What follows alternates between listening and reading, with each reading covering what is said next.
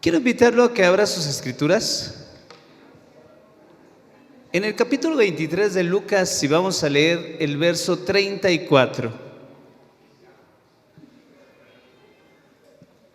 En esta tarde, en este evento especial, vamos a recordar de manera breve, pero concisa, y sin olvidar ninguno de los detalles de las 7 palabras que nuestro Señor Jesucristo dijo en la cruz del Calvario.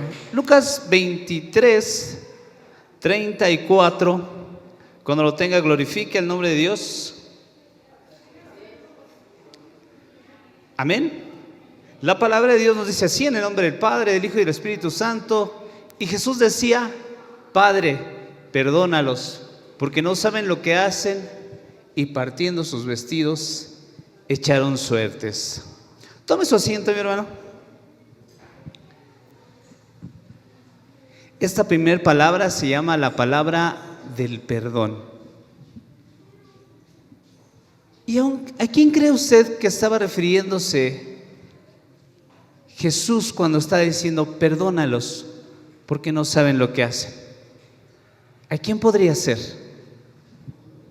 ¿Será a los soldados? Dice ahí que partieron sus vestidos. Vamos a regresar un poquito, vamos a rebobinar un poquito, ¿sí? Vamos a ir un poquito más atrás. Génesis 1:1.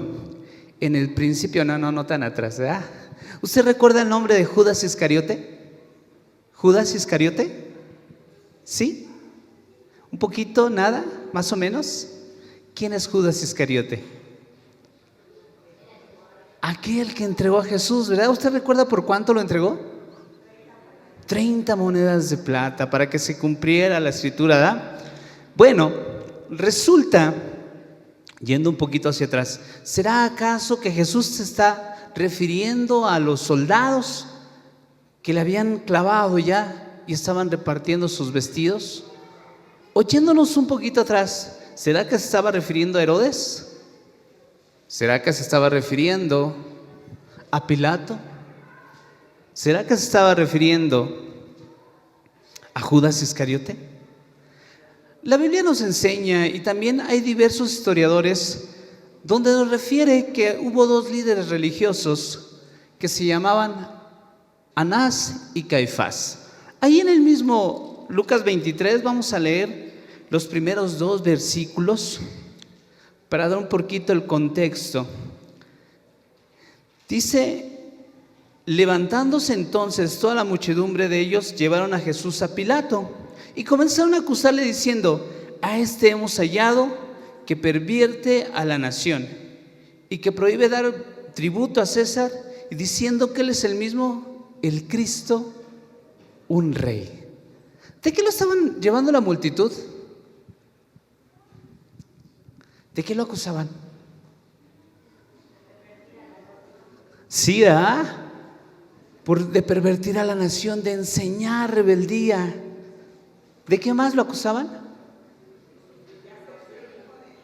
De hacerse hijo de Dios, en tercer lugar. Pero en segundo lugar, ¿de qué más lo estaban acusando? De negarse a dar tributo. ¿Usted recuerda un poquito la enseñanza de Jesús? Todas estas eran acusaciones falsas. Mateo 5:44 nos enseña la verdadera parte que Él está enseñando. ¿Qué nos enseña? Mateo 5:44. Mas yo os digo, amad a vuestros enemigos, bendecid a los que os maldicen, haced bien a los que os aborrecen, y orad por los que ultrajan y os persiguen. Esta era la enseñanza que estaba dando Jesús. ¿Sonaba a un revolucionario? ¿Sonaba a pervertir al pueblo? En otro pasaje vemos que dice: dad al César lo que es del César y al Señor lo que es del Señor, ¿verdad? En ninguna manera se estaba cumpliendo lo que la multitud decía. ¿Será que acaso este perdón era para la multitud? Nosotros podemos ver que esa muchedumbre enardecida lleva esa misma muchedumbre que una semana anterior estaba diciendo Hosana al rey, ¿ya? Hosana al hijo de David, y estaba entregando palmas. Podemos ver que Pilato, ¿verdad? En el verso 3, Entonces Pilato le preguntó diciendo: ¿eres tú el rey de los judíos? Y aquellos historiadores dicen que era tal ya la condición de este varón, el amado de las naciones, ¿verdad?, que ya no era agradable a la vista. Tal parecía que Pilato se estaba burlando. ¿Acaso eres tú el rey? ¿Y qué contestó Jesús? El siguiente verso le dice ahí en el verso 3: pues tú lo has dicho. Hubo una contestación. Pilato, al no encontrarlo culpable, y aprovechando que andaba por ahí Herodes, lo manda con Herodes, ¿verdad? Entonces dice el verso 6: entonces Pilato, oyendo decir Galilea, preguntó si el hombre era Galileo, y al saber que era de la jurisdicción de Herodes, lo emitió a Herodes, que en aquellos días también estaba en Jerusalén. Herodes, viendo a Jesús, el verso 8, se alegró mucho, porque hacía ya tiempo que deseaba verle, porque había oído muchas cosas acerca de él y esperaba verle hacer alguna señal. ¿Será que acaso este perdón no era para la muchedumbre? ¿No era para Anás y Caifás? ¿No era para Judas Iscariote? ¿Será que acaso era para Herodes? Dice la Escritura que él, cuando supo que iba a llegar Jesús, se alegró. Pero no era una alegría de la buena. Él deseaba desde hace tiempo ya encontrarse con ese personaje tan famoso y quería verle hacer alguna señal. Tenía la esperanza, dice esa versión, ¿verdad? Y empezó a hacerle muchas preguntas, dice el verso 9, y le hacía muchas preguntas, pero él nada respondía. Nos enseña Jesús que no tenía nada para Herodes, un personaje que no hacía más que burlarse, más que preguntar y hacer mofa. Este mismo personaje que había asesinado a Juan el Bautista no tenía nada para él. ¿Acaso el perdón era para él? Nosotros vemos que Herodes quería ver, ¿verdad? El verso 11 nos dice: entonces Herodes con sus soldados le pusieron una ropa espléndida y volvieron a enviarle a Pilato. Y se hicieron amigos Pilato y Herodes aquel día, porque antes estaban enemistados entre sí. Herodes y Pilatos antes estaban enojados, pero los unió su enojo contra Jesús. Puede ser bastante paradójico que dos personas se unan en el odio a Jesús. Y a veces algunas personas que amamos a Jesús no podamos ponernos de acuerdo. ¿Será que acaso el perdón era para ellos? Regresa Jesús con Poncio Pilato y este dice: no lo encuentro culpable, pero ya sé, les daré a escoger si quieren salir, que lo libere a él o que libere a Barrabás. ¿Y qué pidió la muchedumbre? Pidió a Barrabás. ¿Será que acaso entonces este perdón era para Barrabás? ¿A quién se estaba refiriendo Jesús?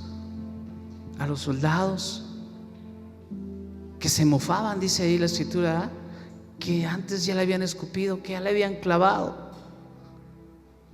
¿Será que acaso era para Herodes el perdón? ¿Era para Pilato? ¿Era para la muchedumbre?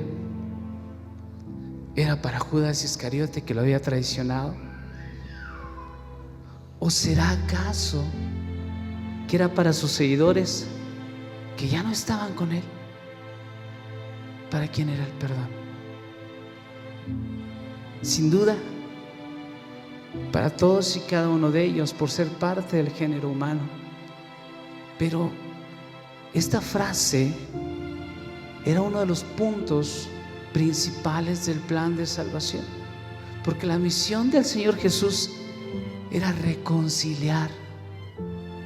Nosotros leíamos ahorita en Romanos capítulo 5, era reconciliar a Dios con el hombre. es reconciliar al hombre con Dios. Y Jesús venía a través del perdón a hacer esta reconciliación, porque no hay reconciliación si no hay perdón. Porque para que haya reconciliación, uno tiene que ceder, uno tiene que perdonar. Y sabiendo el Señor Jesús que el hombre era incapaz de tomar esa decisión, Él toma esa decisión y nos da muestra de que es necesario perdonar para ser reconciliados. Podemos ver a Jesús perdonando en el sufrimiento. Podemos ver a Jesús perdonando hasta el último. Vamos a ir al verso 12 de Isaías 53, el último de los versos, que seguramente este capítulo estaremos revisándolo en cada una de las palabras.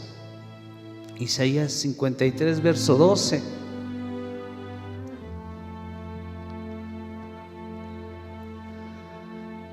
Por tanto, yo daré parte con los grandes y con los fuertes repartirá despojo, por cuanto derramó su vida hasta la muerte y fue contado con los perversos, habiendo él llevado el pecado de muchos y orado por sus transgresores.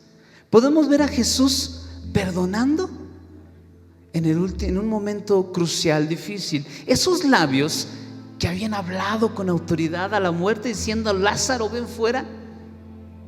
Esos labios que habían calmado a la tempestad, que habían hecho milagros y prodigios, ahora estaban siendo usados para interceder, para perdonar y para reconciliar. Yo quiero invitarte a que medites en esta palabra y siguiendo el ejemplo de Jesús, que aparte es un mandato, dice: perdonad para que seáis perdonados. Si en tu corazón existe algún rencor, algún odio, algo que no te deja crecer, se lo entregues al Señor, lo pongas en las manos del Señor.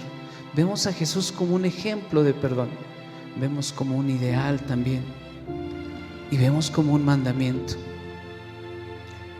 Ahora, si por alguna razón no te has reconciliado con el Señor, quiero decirte que Él vino a tomar ese lugar en la cruz del Calvario por ti y por mí. Ese evento tan majestuoso que parte la humanidad en dos, también puede partir tu vida en dos, antes de Cristo y después de Cristo.